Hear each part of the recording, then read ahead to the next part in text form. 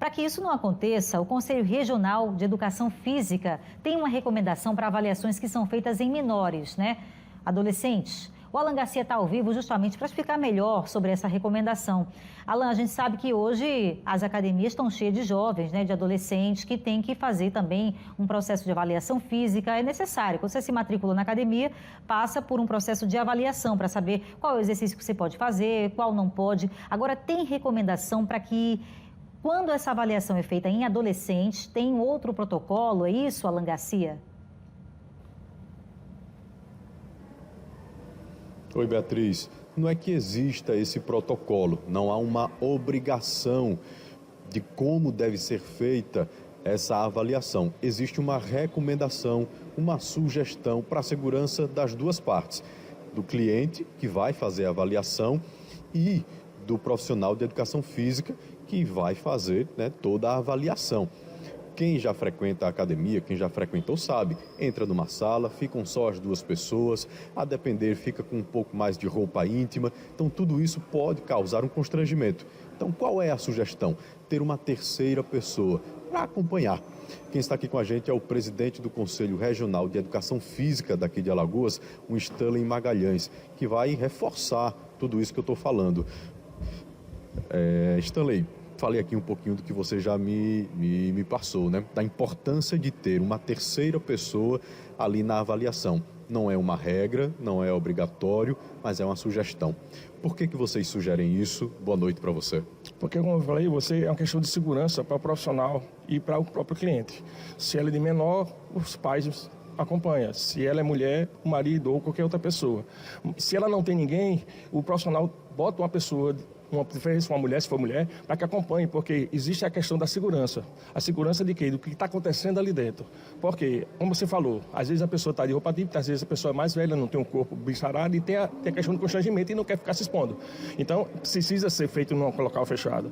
Mas nisso pode preconizar o que a segurança pede, que esteja sempre com a pessoa dentro para que não tenha problema. O uso de uma câmera de monitoramento num ambiente como esse não seria interessante ou não? Aí a gente fala da questão do constrangimento. Às vezes as pessoas não se sentem confortáveis sendo vigiadas por câmera, porque quem está no monitor do outro lado do monitor vendo, que a pessoa não quer ver. Então fica muito difícil, porque a gente tem que respeitar a intimidade de cada um.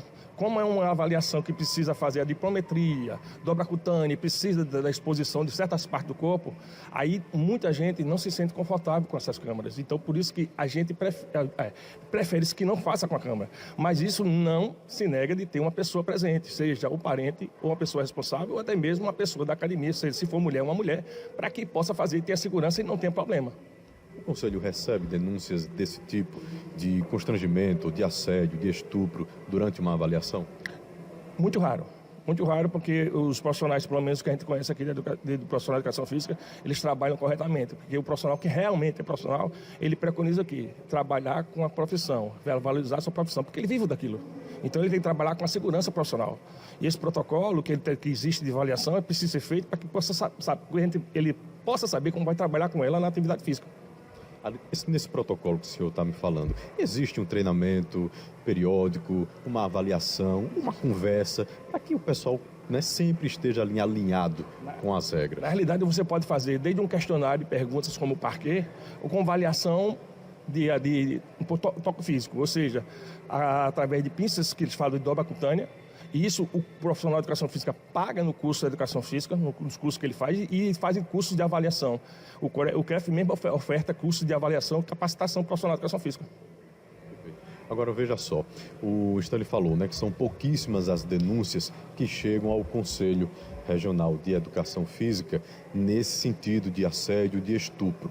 Esse caso que nós mostramos é uma denúncia que chegou à polícia, ou seja, não chegou ao Conselho. Por isso, a polícia fez a investigação desde 2022, o caso aconteceu naquele ano.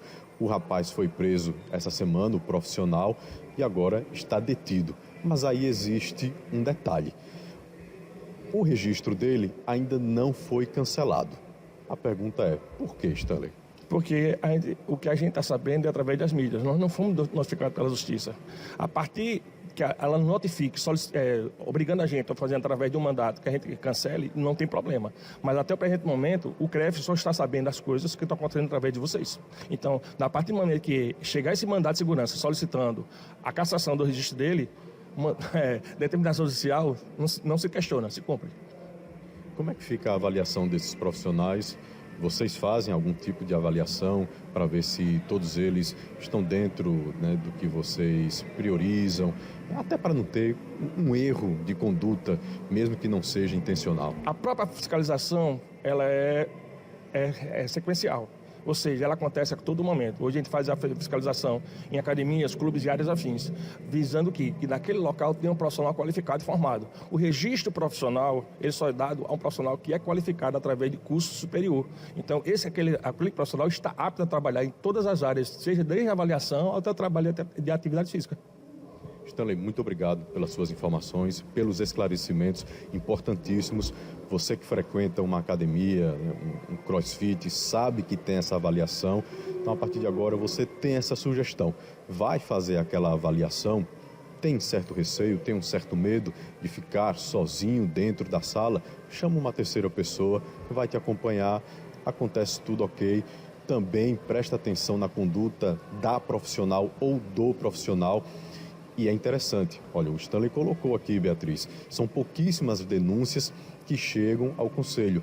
Não que existam tantas ocorrências assim, mas se ela acontece, como essa, por exemplo, seria interessante o Conselho também ter recebido, porque ficariam a polícia e o Conselho nesse trabalho de investigação, né? Não aguardando agora o Conselho a receber a notificação da Justiça para poder cancelar o registro desse profissional. O próprio Conselho já poderia ter tomado essa iniciativa, mas não recebeu nenhuma informação, não recebeu nenhuma orientação e exigência.